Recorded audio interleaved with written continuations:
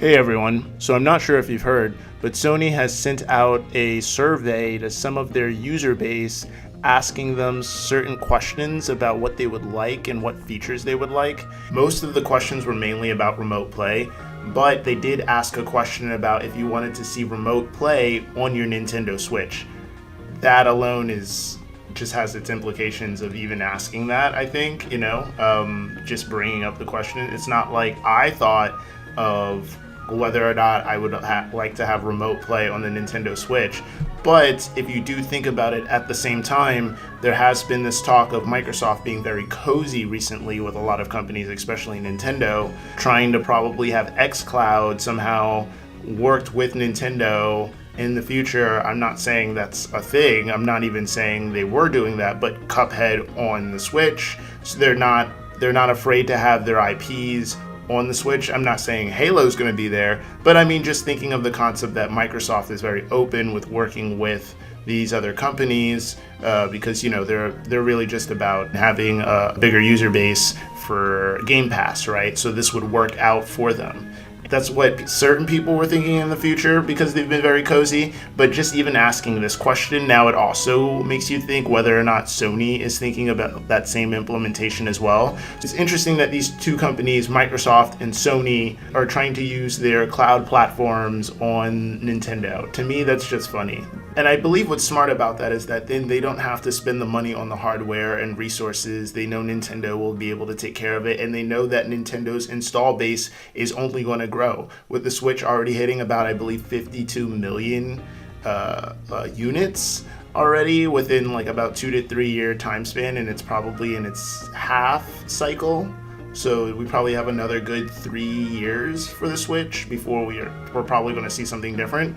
So I feel like it is a good opportunity to maybe look into that. So I believe this is the source of where the Reddit post came from, where this person in particular had taken a survey from Sony regarding remote play, and he had specifically mentioned some up and coming things. He also leaves a link to the images, and I'll also leave it in the description below if you want to take a look at it as well. Now, some of the things that he had mentioned that he noticed was interesting was using remote play with a PS4 that's not connected to the internet. I believe that should just be a thing already. Like, I don't know. I mean, just get with the time. I don't know. That's holding that as a thing. I don't know. That already should be a thing. Someone who says that like they don't want that, I don't know. That's like, why wouldn't you? Playing remote play on a Switch, Apple TV, or Android TV. Now, in my opinion, obviously the Switch is the way to go. But if you did want to use different companies like Apple or Android, I don't see why not either. Apple, I would feel, has a good install base. Yeah, actually re-looking at these numbers for Apple TV, this is actually pretty good. If they went with Apple with doing this, it's about 160 million people here who apparently have access to Apple TV Plus. So I think that's pretty good if you can at least get around like, let's just cut like 20 of that, like 140 million, you know what I mean? That's still a really good number to have for an install base to have remote play. So I feel like you guys should take a look at this, see what you guys think, let us know in the comments. Let's take a look at some of these images. So we'll go through these questions here, and I'll go through what I feel I would like the most, and you guys can write in the comments what you think you would go through as well. The ability to use PS4 Remote Play on a device without an internet connection. Yeah, that's pretty appealing. That's like very appealing. Obviously, any offline play is very appealing. Let's always remember that. Provide access to PS1 and PS2 games to play earlier generation of games. That's like extremely appealing. Yes, of course. The ability to view all devices currently using Remote Play, to select the video quality, audio quality you want for the device you plan to use PS4 Remote Play on. That's extremely appealing. Like, obviously, like this allows you to be able to throttle like the quality of the game for you. So if you needed worse quality because your internet isn't as good for the connection, I would be doing that. Yes, that's extremely appealing. Yeah. Parental controls to help parents control how children use For me, that's whatever. I guess that's somewhat appealing to see. Yeah, you know what? I think that's fine. I think it's fine because it's not necessarily about the games. It could be about like what type of games you want them to play as opposed to others. I don't know. It depends on how this is set up, really. Like a filter of games, I guess. Fortunately, I'm not a parent yet, but it's an interesting conversation, that's for sure. The ability to hide controls not needed for current game playing to allow for bigger screen size. Well, yes, that's extremely appealing. Again, a slim portable DualShock controller that is easy to carry on the go. If they want an even slimmer controller, because the PS4 controller, in my opinion, is already a good controller. The PS4 controller is a good controller.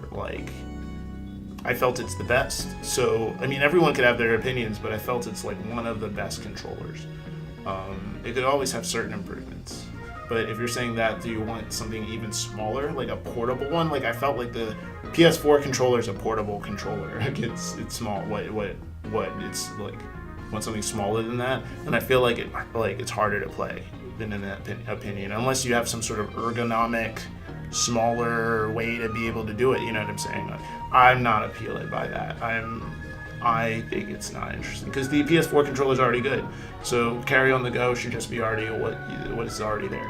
The ability to customize the controller layout, positioning, size of controls, etc. To customize the controller to your hand size. Now that is crazy. This is what I was kind of just mentioning with the other one. If you have some sort of way of customizing this so that it's smaller or bigger, or it can be smaller than what it is, but then can be like a normal controller, I think that would be cool. But at the same time, just thinking about how the Switch is, if you have it in your hands, it usually makes this creaky sound, right? Unless it's a Switch Lite, obviously, where it's obviously all one unit. But having something where it can be positioned in different ways, it makes me always wonder how it's going to be made in a way where it's going to be stable, not make sounds or creak, and be reliable. But I'm not the expert on that. I'm just very curious on that. The ability to connect different physical controllers free to use for PS4 Remote Play, like Xbox or keyboard and mouse. This is, of course, very appealing. The ability to customize privacy settings within PS4 Remote Play to know that you're protected. That's extremely appealing. Yeah. Provide access to exclusive accessories or maps only found while playing on PS4 Remote Play. It's somewhat appealing. I'm neutral on that. Let's put it that way. The ability to view the Wi-Fi connection strength to see how strong the Wi-Fi connection is, extremely appealing. I don't know why he said somewhat. That's extremely appealing to me. Then you know where to go, or need to go in your house to go closer to the router. Featured a lower power mode to help control battery life. The device that's using PS4 Remote. Actually, yeah. Would I do that? I would do this. This is somewhat appealing. This is extremely appealing. Of course, you want to play Switch. You want to play Remote Play on the Switch. That's the only reason I would get the service. I would pay for a service now that would allow me to play games for PS4 on my Switch using Remote Play. Why not? Certain games that wouldn't matter for certain latency. I wouldn't care at all. The ability to adjust the sensitivity of the on-screen controls. Yeah, that's still pretty appealing, on-screen controls, yeah. So, all of those were pretty cool. Let me know what you guys think in the comments below.